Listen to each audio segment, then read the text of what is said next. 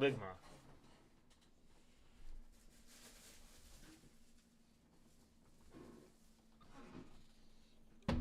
Hot dog time.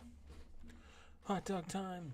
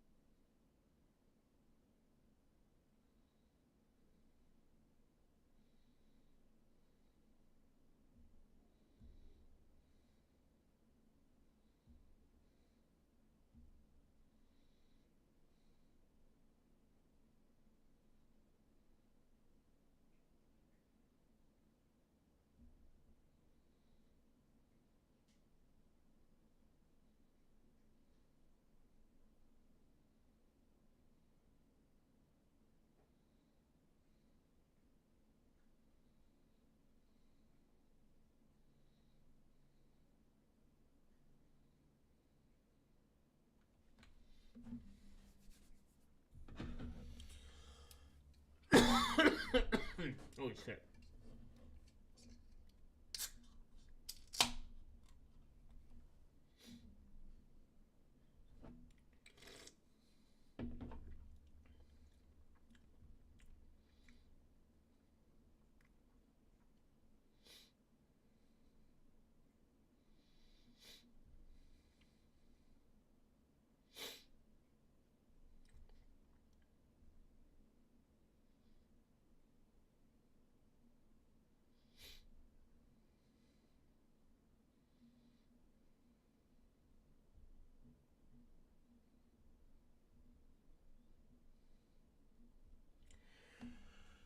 Whew. I don't think so. It might be. I don't know. There's lots of trolls on the internet. So now that we hate, we realize why we hate System D, and I've hated System D for a long time because it's just bloated. I've never had a good experience with it.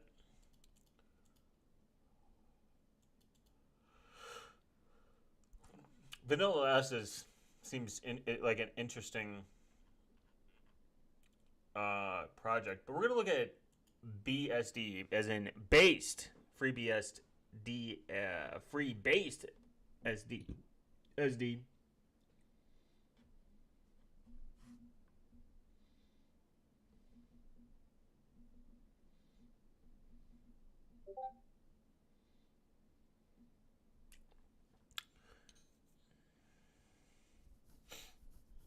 Nice. Pigeon sucks though. This is a bird on it. So, we're gonna look at an introduction of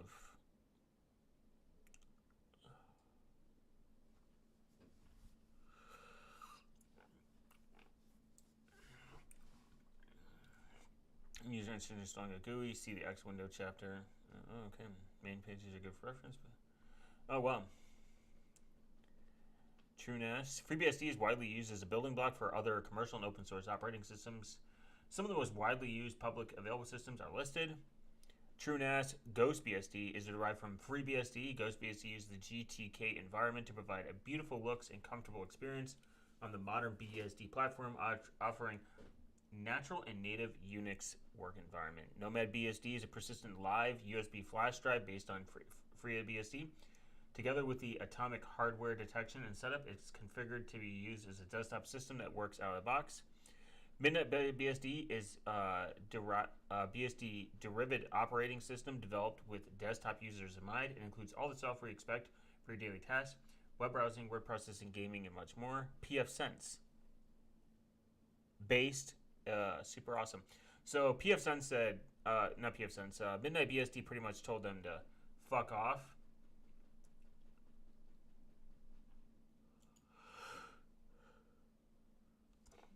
Let's see if we can get.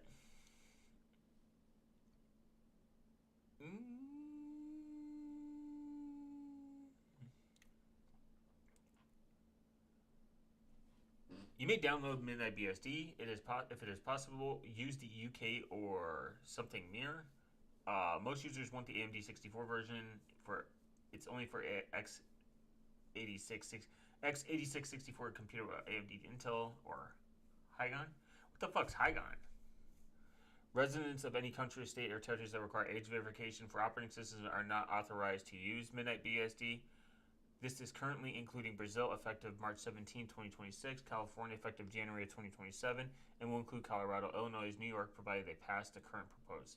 We are working on a plan to try implement functionality to comply with California, Colorado, Illinois laws, but we'll never be able to comply with Brazil and New York. We're not a company and we don't have revenue to pay for verification services. We also don't believe in these laws. These laws were written to protect large companies, not children. That's probably true.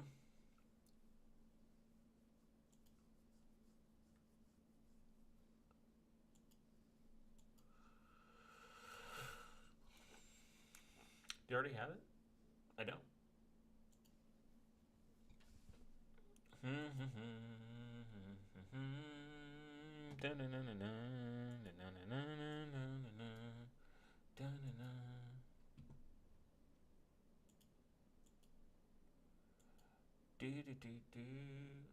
Oh man, yeah, that's gonna take way too long.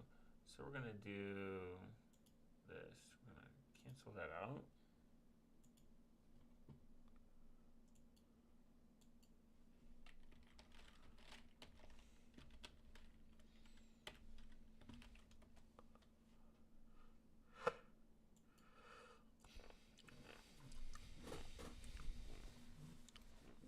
The Linux version of Google Chrome is now in imports. It requires.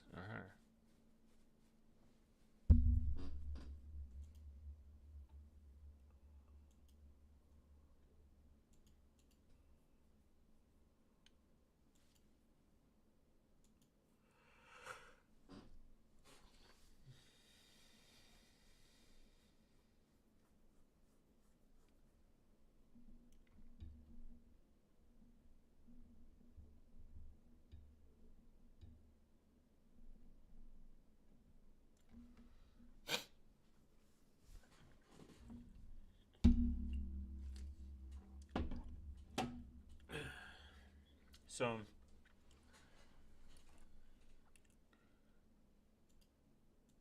damn, that's still gonna take a minute. The fuck? It was going faster over Tor.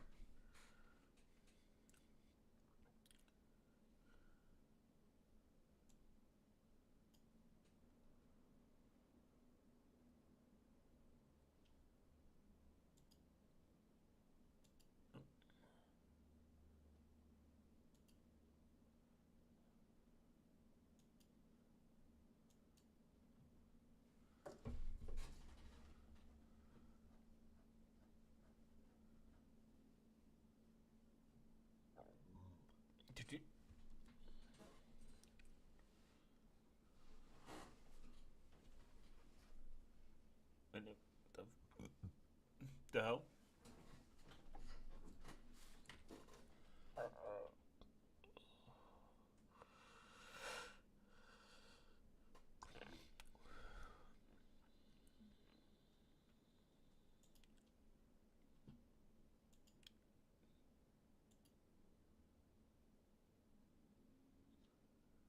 That's crazy. Oh, that's why.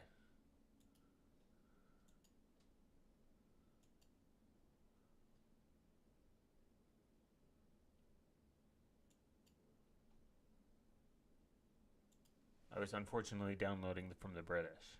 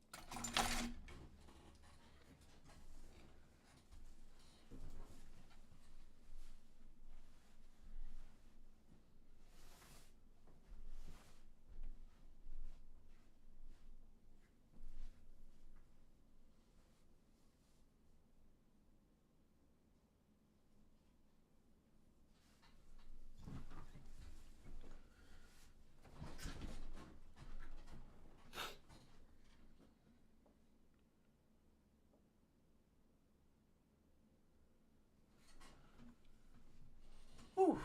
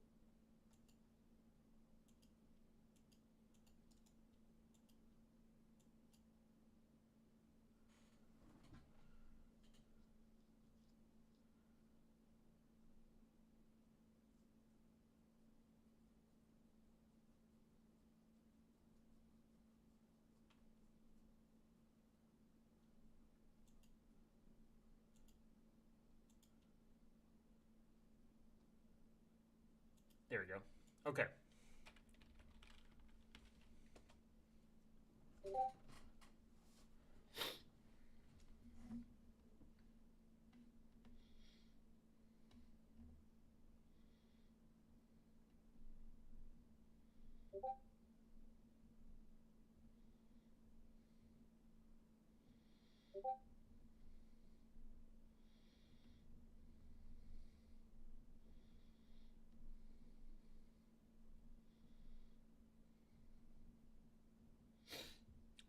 Please time travel, go back to 2012, warn them all, and buy Bitcoin. No, buy Monero, man.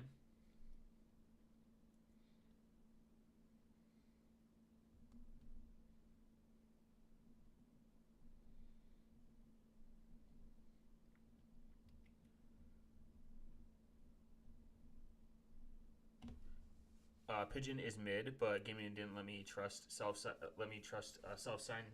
certs. Unbased.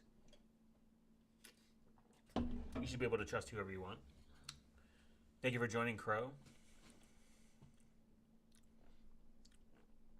I would say even buying Bitcoin in like my next I2P XMP server uses self-signed certs. Huh. Who signed them though? Let's look at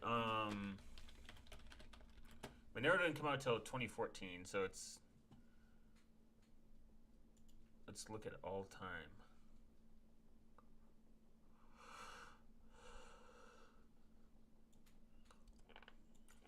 I don't wanna know.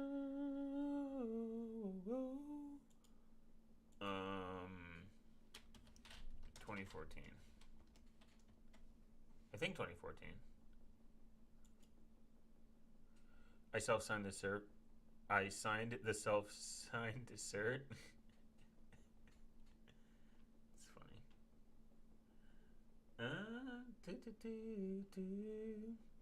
In 2014, Monero was $1.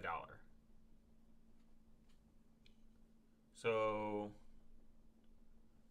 obviously,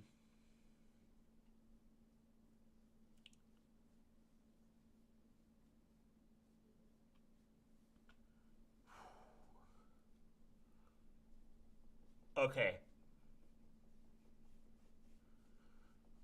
In 2015, it was like 50 cents or something like that. Even if you bought, let's say, 1,000 would be $1,000. Well, 1,000 would have gotten you like 2,000 Monero.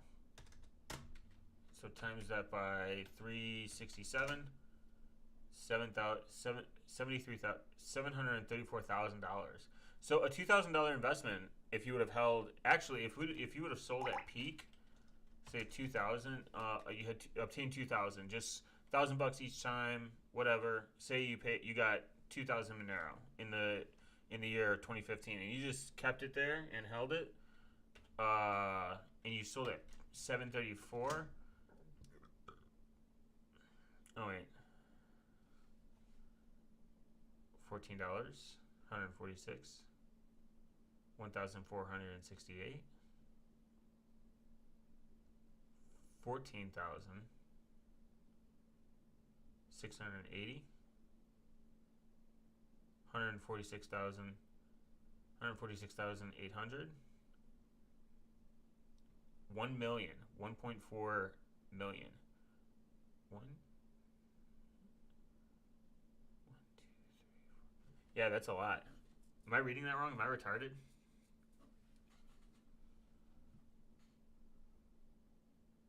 Oh, I did the math wrong. 7 a coin.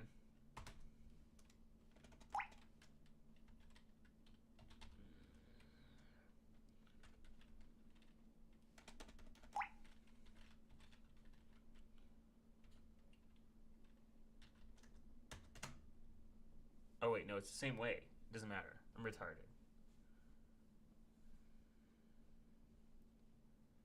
$14, $146, 1,460, 14,680, 146,000. Yeah, yeah. It would have been a good dollar investment.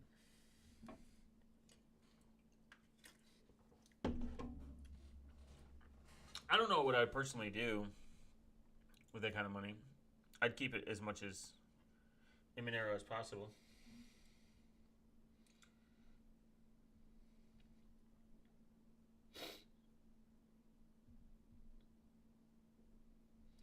They say even owning 10, I mean, unless Monero hits 10K a coin, like owning 10 Monero is not not the most ideal. So did Midnight BSD is still downloading. I got about 6 minutes left.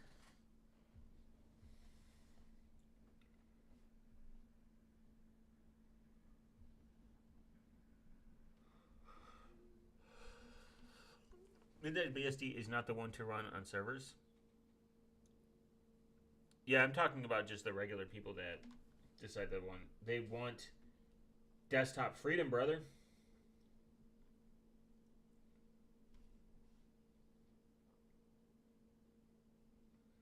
Isn't desktop freedom the most important?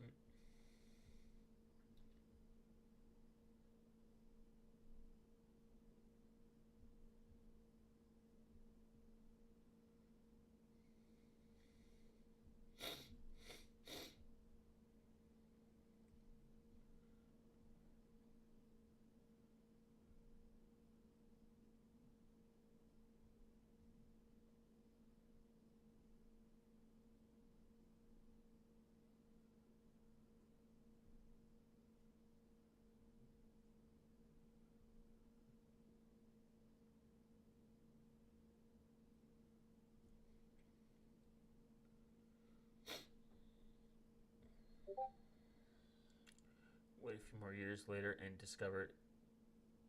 Yeah, for real. Yeah, it's true. It's true. It's I mean, Monero's the thing is like Monero's privacy is so good that I think there's not really a reason to pick anything else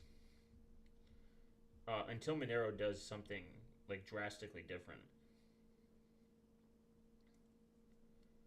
They would have to do something drastically different.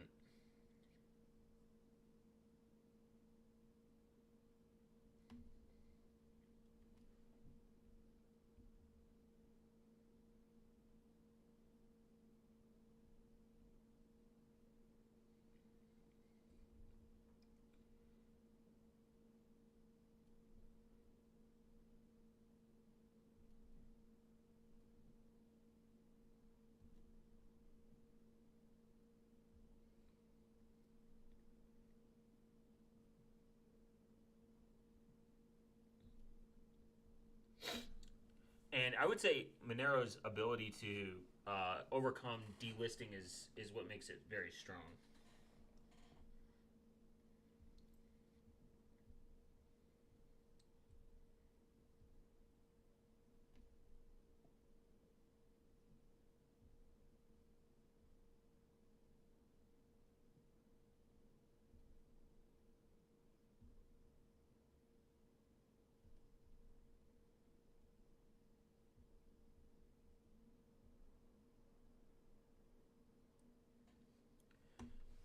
Okay. On midnight BSD. 21 seconds, baby.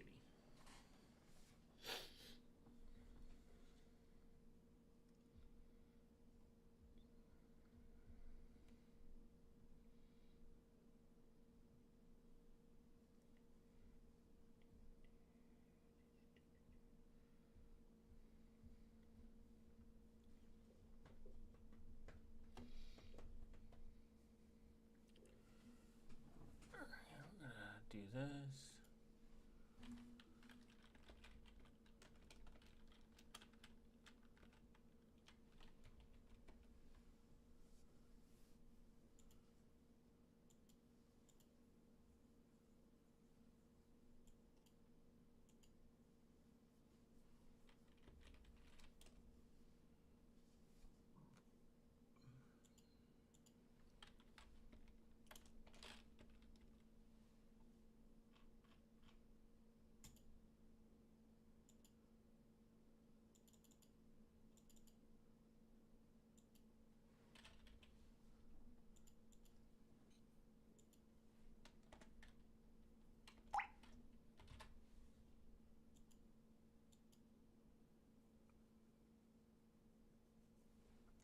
Based.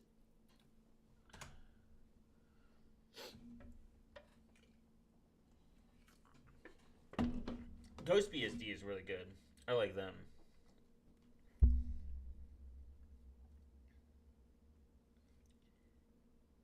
If I were to pick a BSD out of all of them, that would be it.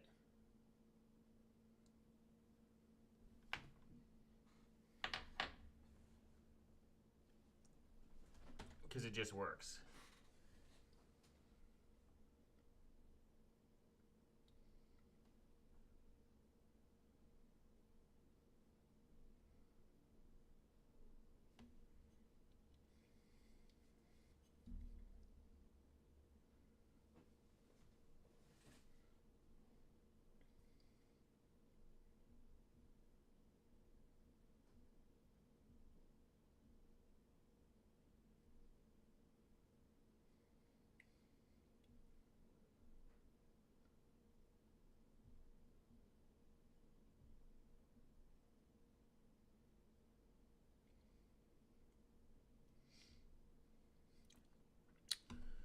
Okay, we're gonna go with the default.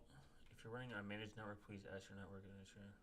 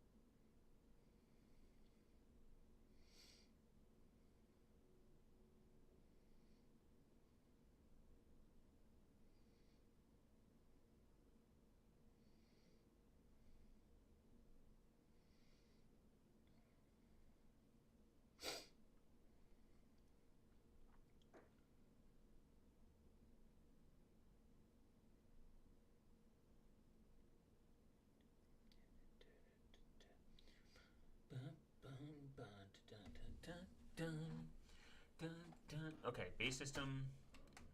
Oh, nice. Guided root on ZFS. Guided UFS disk setup. Manual disk setup. Experts. Open shell partition. Probing device. Please wait. Nice. Wow.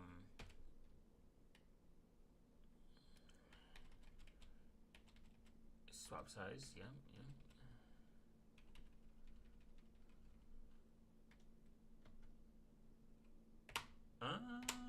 We could use stripe.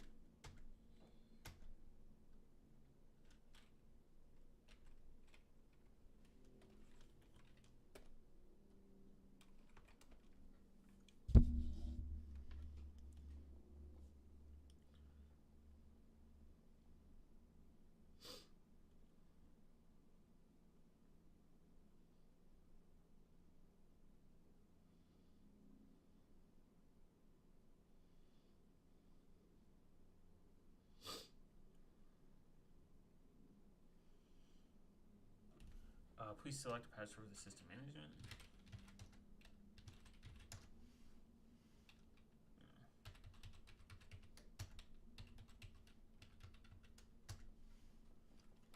Okay. Would you like to configure IP4 over this one? Yes.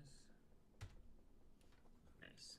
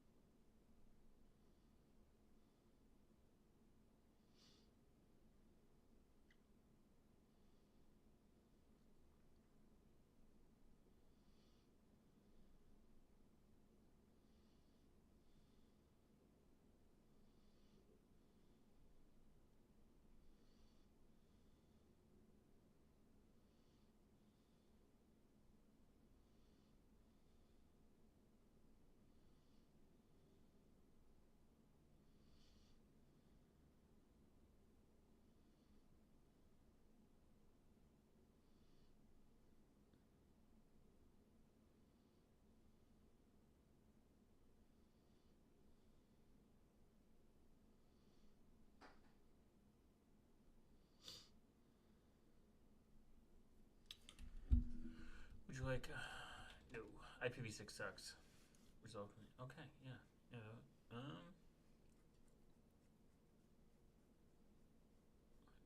168.1.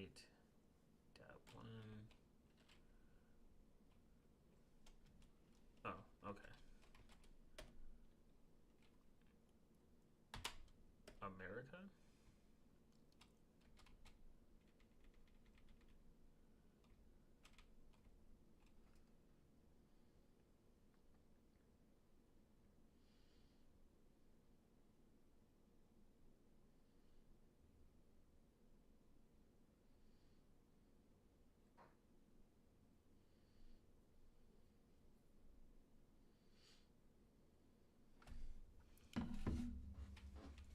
Aruba.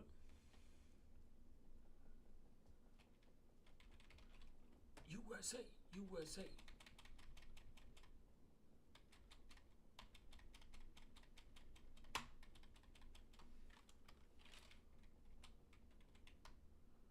Oh.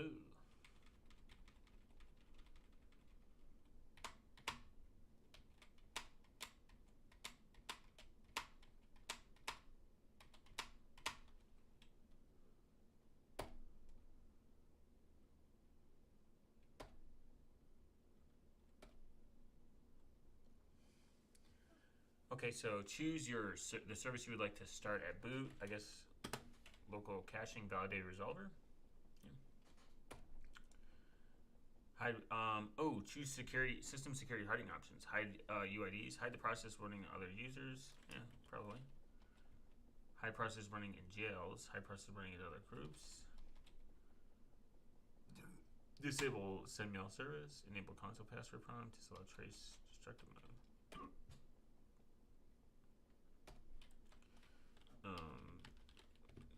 Effect 12.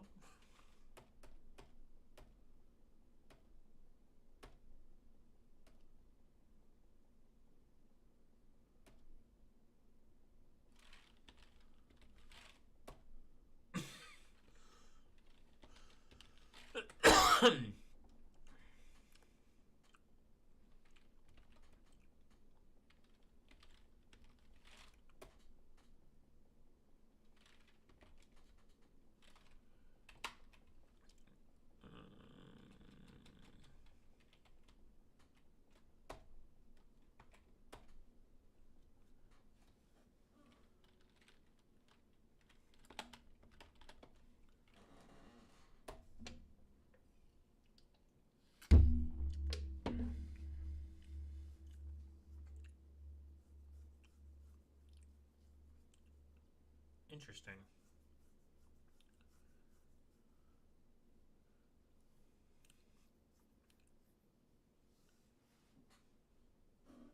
Okay.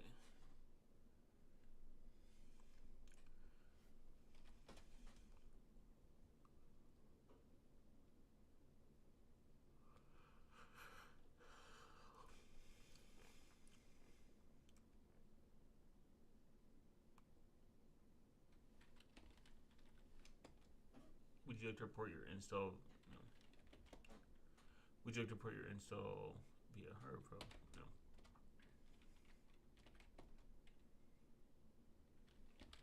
Yes. It's on government deliveries. Hopefully it's open box. Oh, nice. Sure.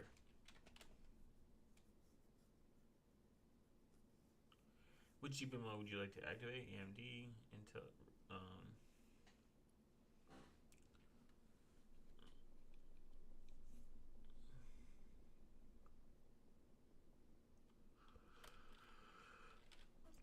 I guess AMD, even though I don't have an 80.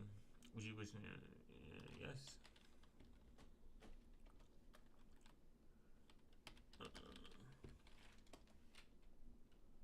To change this login announcement, see.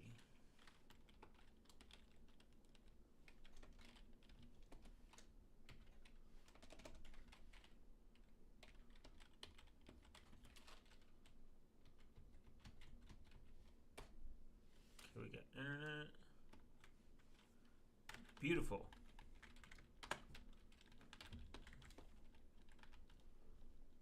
All right.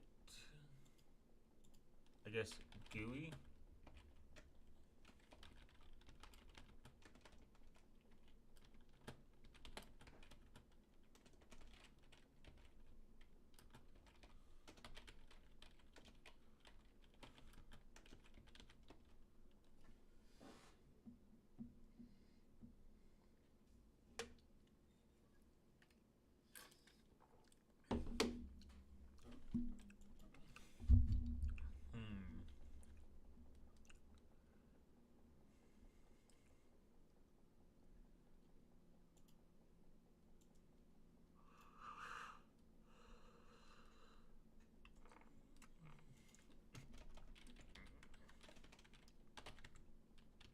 Nice. Do as base.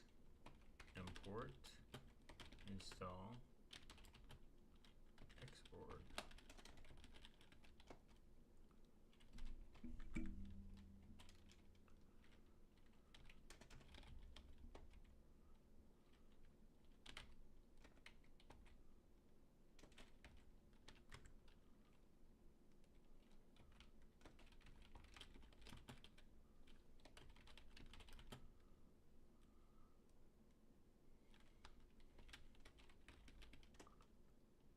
Huh. Interesting.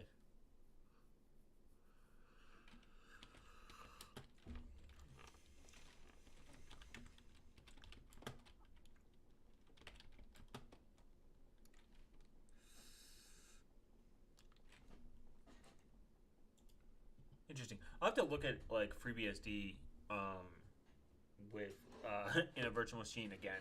Maybe check it out and like reset it up on my laptop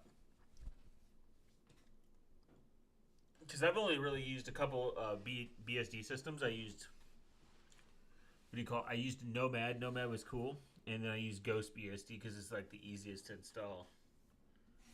No thinking, no configuration, nothing.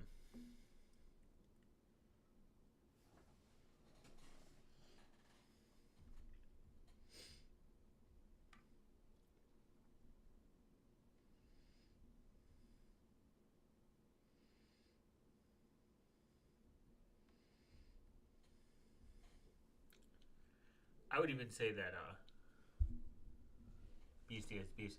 So we'll look at even relatively what is um, BSD in general, and then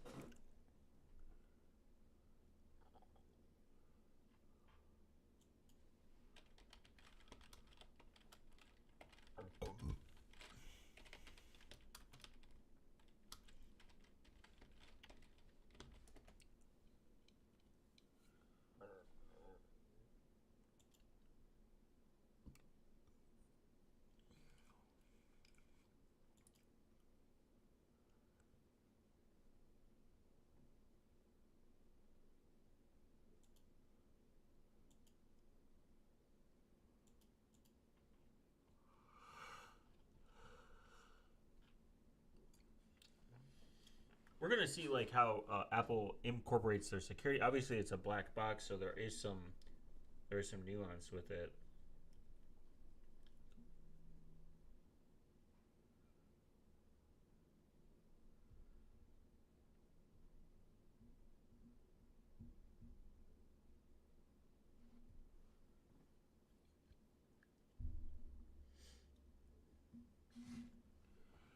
So we're gonna look at the Apple platform security because it is based off loosely based off I think FreeBSD 4 or something, if I'm not mistaken.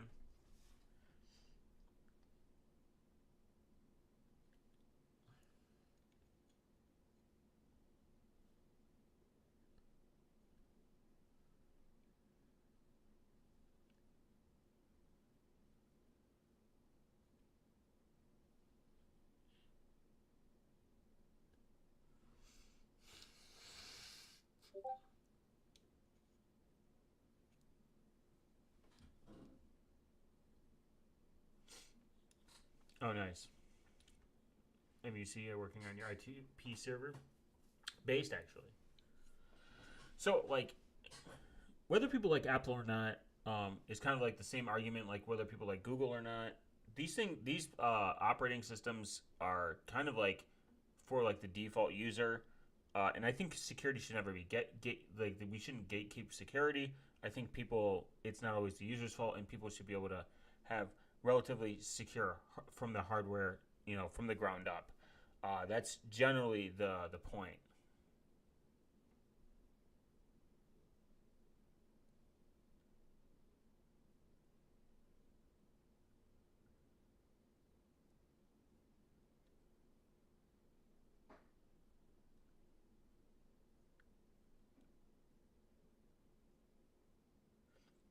And I'm not a huge fan of Apple, but in this chat in this house in this community we don't listen to our feelings. We don't sit there and feel things. We look at perspective facts and have tried to have a logical conclusion with it. At the end of the day, it is still user choice, and I believe in freedom.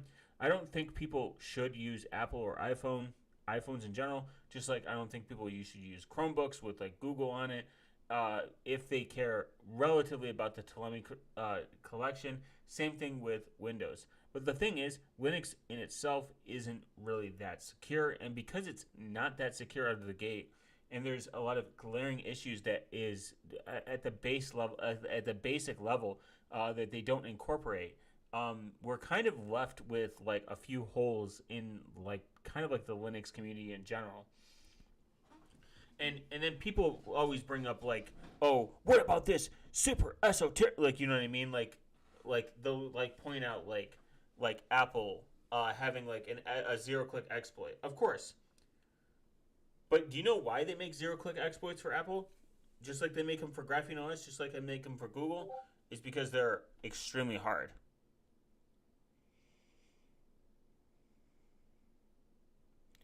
And because it's extremely hard, they're going to look for exploits that don't exist in the wild. The point, like when people bring up like there's a zero click exploit on this thing, and it's like, okay, but who's using it? Like, what's the point of it? Like, what is the purpose? Is it being used on a mass production scale against random people? If it's not, then it's whatever. No one's going to spend millions of dollars to do it to like some stranger. Like when people bring up like these very esoteric like security bugs that do exist in the wild, they kind of forget to mention that they're not using these probably tens of thousands of dollars exploits on a random person on the internet. The internet. So if it doesn't apply relatively to like the mass adoption of people, it's something that you should be aware of, but not care to bring it up. You know, in hindsight,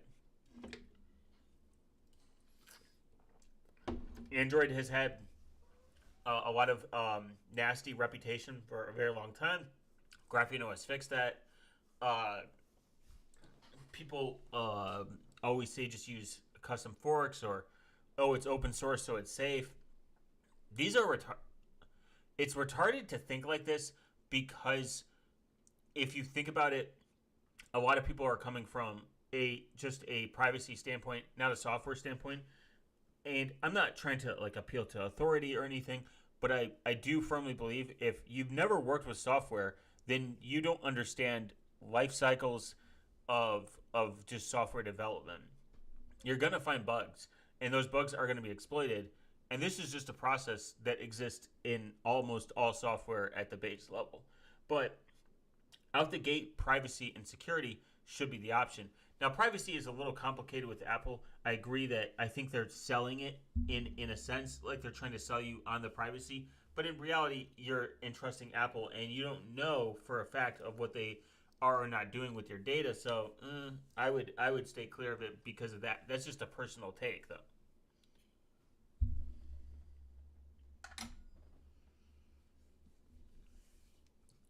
And because it's a personal take, it doesn't mean that other people have to listen.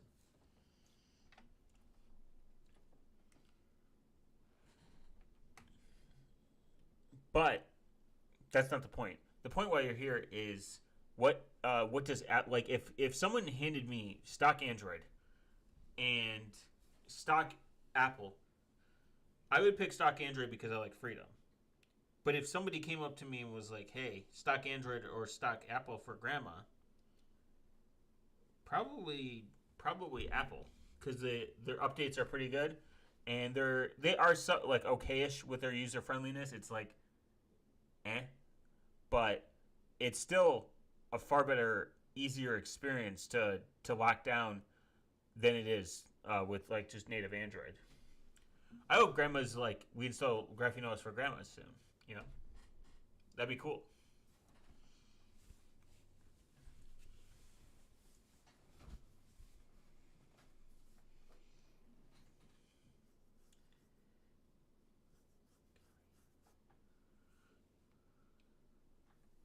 So Apple's designed security into the core of its platform, building on the experience of creating the world's most advanced mobile operating system. Apple has created security architecture that addresses unique requirements of mobile, watch, and desktop and home. Every Apple device combines hardware and software and service designed to work together for maximum security and transparent for users' experience in service of the ultimate goal of keeping personal information safe. For example, Apple designed silicon and security hardware powers critical security features, including those protected both the operating system and third-party apps. Services provided by a mechanism for secure and timely software updates, power protection app and ecosystem, and facilitate secure communications and payments.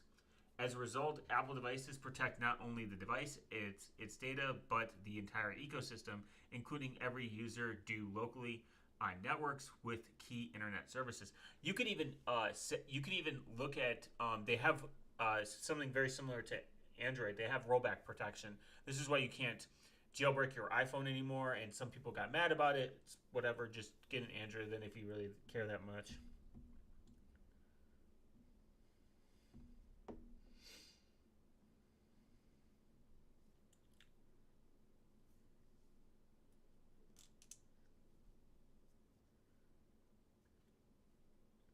And I would even say go as far as the fact that Apple does a lot of things in house, and they get the ability to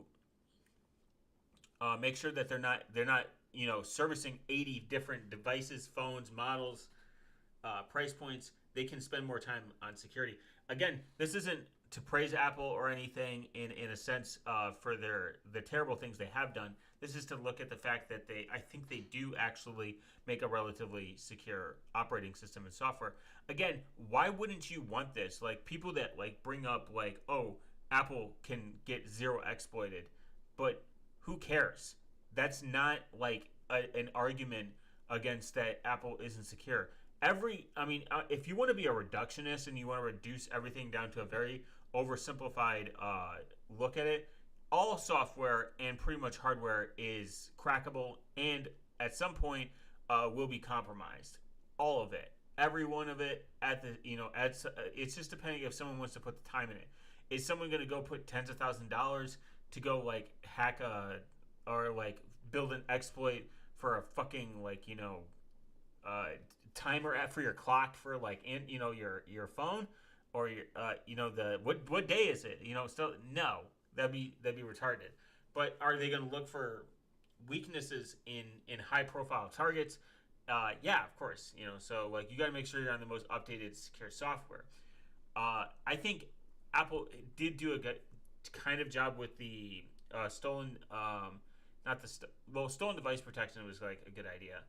What is it? The not only rollback protection, but it also allows you to have lockdown mode. Lockdown mode, that's what it is.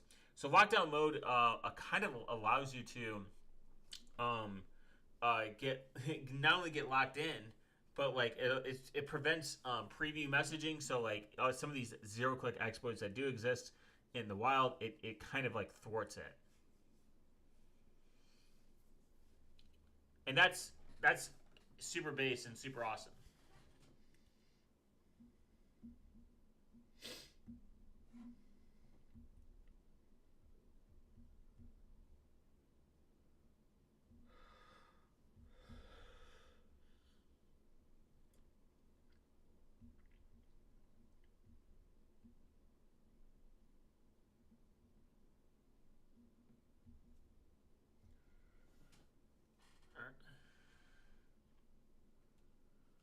Let's see. Hardware and security and biometrics. The silicon and hardware that forms the foundation of security on Apple devices, including Apple Silicon, the secure enclave, cryptographic engines, and the biometric authentication, secure system security, the integration hardware and software function that provided for the safe boot, update, and ongoing operation of Apple ecosystem. The Apple operating system. Safe boot and updates are super important. Making sure that your software is relatively verified before it boots, and that's always going to be a good thing. Encryption and data protection. The architecture is designed to protect user data if the device is lost or stolen. If unauthorized person attempts to modify it, app security. The software and service provides safe app ecosystem and enables apps to run securely without compromising platform integrity. I think it has some form of sandboxing in iPhones. I'm just not entirely sure if it's similar, worse, or better than Graphene OS. Server security, Apple's servers for identification, password management, and management communication and finding lost devices. Industry standards, network protocols that provide secure authentication, encryption of data in transit, and then developer kit security. A commitment to security.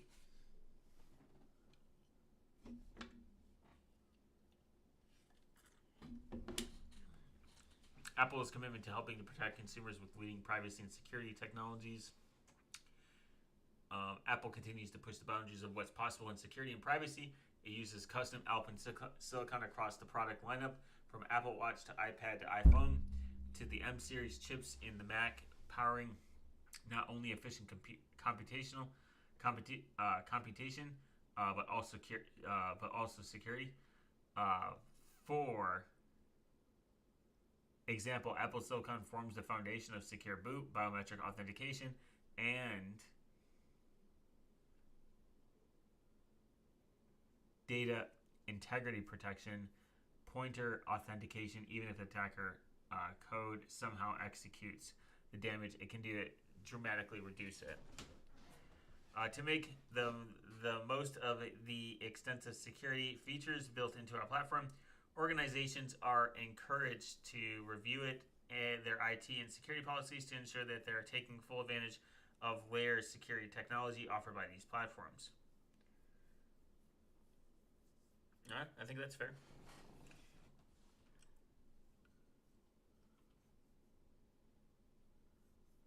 Huh.